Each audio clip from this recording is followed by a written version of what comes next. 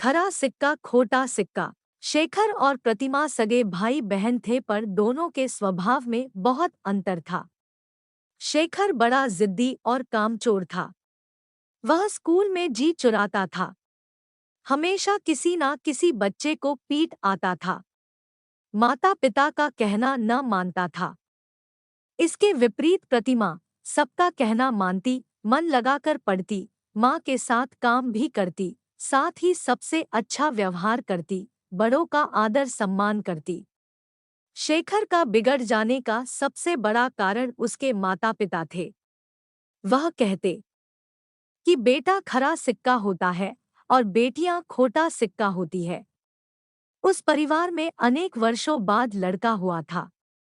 दादा दादी माता पिता सभी ने उसे सिर पर चढ़ा रखा था। बात उसके मुंह से निकलने की देर थी कि उसकी जिद पूरी कर दी जाती थी। शेखर की आदत बन गई कि वह अपना हट पूरा करके ही रहता। यदि सीधे सीधे काम ना बनता तो वह रोने लगता या अपने पैर पटकता। शुरू में तो वह बच्चा है, बड़े होने पर अपने आप समझदारी आ जाएगी, यह सोचकर उसके माता पिता ने उसकी हरकतों पर ध्यान ही नहीं दिया।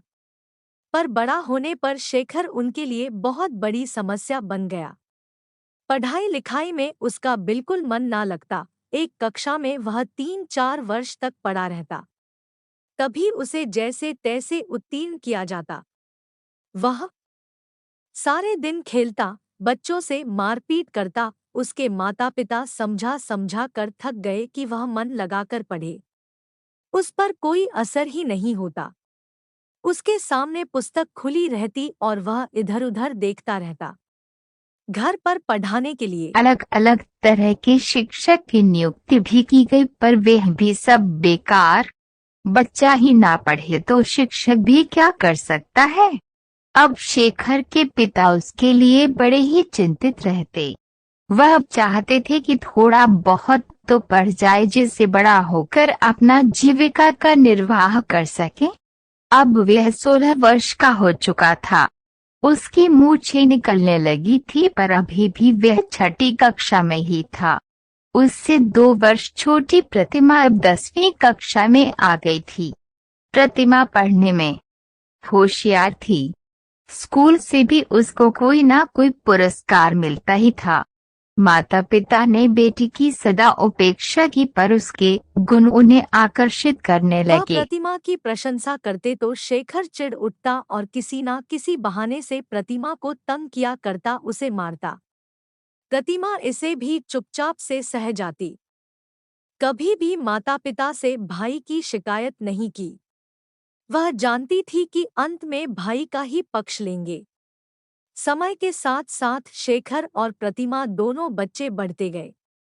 शेखर के साथी भी उसके जैसे थे, पढ़ाई से जी चुराते थे, इधर-उधर उधम मचाने वाले। शेखर ने उनके साथ रहकर सिनेमा देखना, पान खाना, सिगरेट पीना, नारेबाजी, हुल्लड़बाजी यह सब काम भी सीख लिए।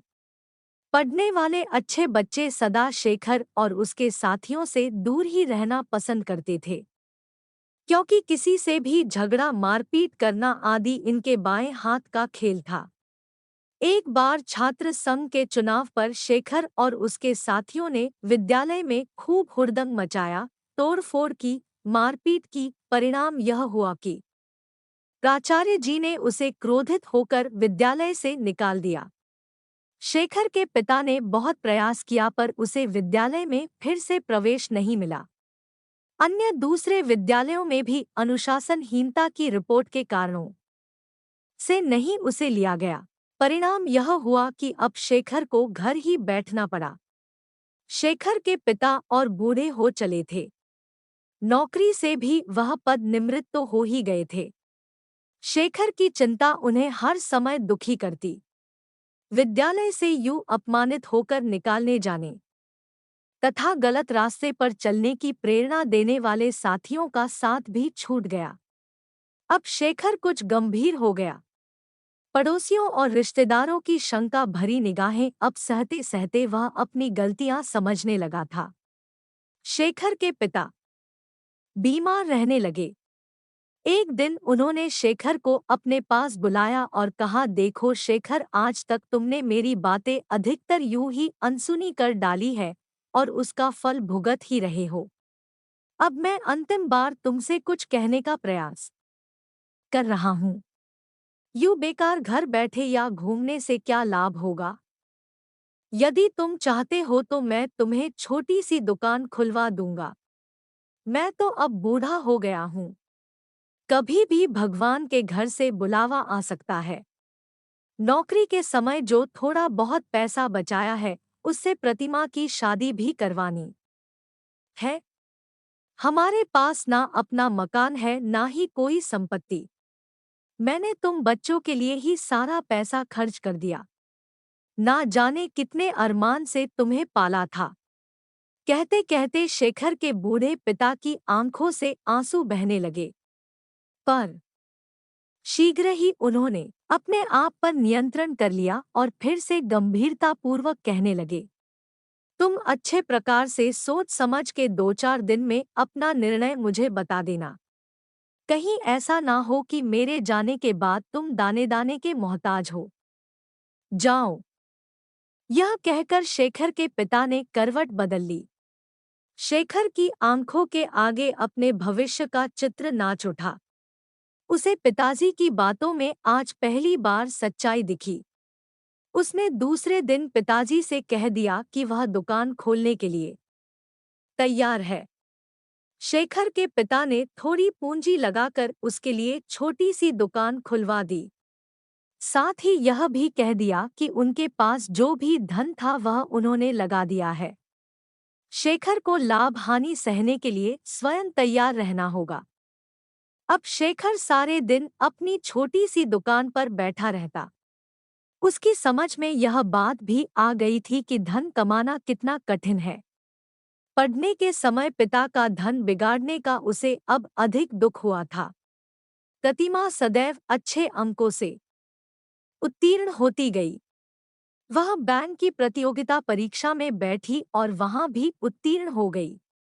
साथ ही साथ बूढ़े माता पिता का हाथ बटाने लगी। घर के खर्चे की कुछ जिम्मेदारी उसने अपने ऊपर ली और उसने अपने माता पिता की चिंता भी दूर कर दी। अब माता पिता, पड़ोसी, रिश्तेदार सभी प्रतिमा की प्रशंसा करते थकते नहीं थे।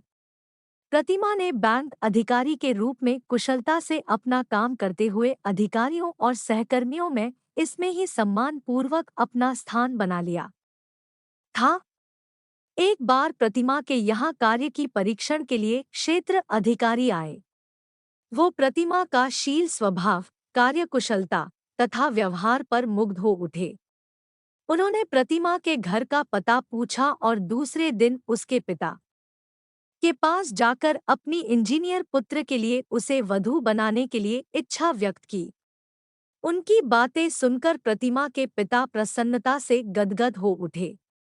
उनकी आंखों से आंसू बहने लगे और मुंह से अनायास ही निकल पड़ा, बेटी तो खरा सिक्का निकली और बेटा खोटा सिक्का। प्रतिमा के ससुराल वालों की इच्छा अनुसार जल्द ही सादगी पूर्व समारोह में उनका विवाह हो गया। अब घर की जिम्मेदारी पूरी तरीके से शेखर पर आ गई थी। पिता की पेंशन घर का खर्च चलाने के लिए पर्याप्त न थी। शेखर भी अब गंभीर हो गया था। वह स्थिति को समझने लगा था। वह सारे दिन परिश्रम करता, तब कहीं जाकर कुछ आय होती। शेखर यही सोचता कि यदि वह माता पिता का कहना मानकर मन लगाकर पढ़ाई करता तो आज वह प्रतिमा के भांति अच्छी नौकरी पर होता, स्वयं सुखी संतुष्ट रहता और सभी से आदर पाता। पर अब पछताने से होता भी क्या? उसने जीवन का सबसे अमूल्य समय विद्यार्थी काल व्यर्थ ही गंवा दिया था।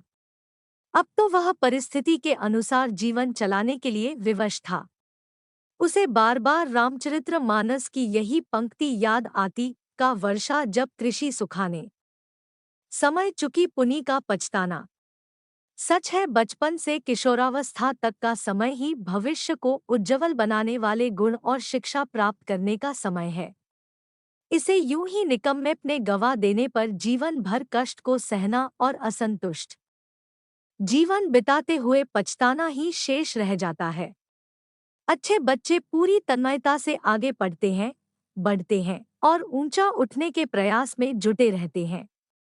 तो इस कहानी से हमें यह सीख मिलती है कि हमें विद्यार्थी काल जो बहुत ध्यान पूर्वक बिताना चाहिए, इधर-उधर बातों में, गलत कामों में नहीं व्यर्थ करना चाहिए, अन्यथा हमें इस काल के बीत जाने के बाद बहुत पछताना पड़ता है। यह समय दोबारा लौटकर नहीं आता है और यह समय जीवन का सबसे महत्वपूर्ण समय होता है, क्योंकि इसी समय हमारा भविष्य निर्माण का काल होता है। वीडियो अच्छा लगा तो वीडियो को लाइक, शेयर और चैनल को सब्सक्राइब करना ना भूलें।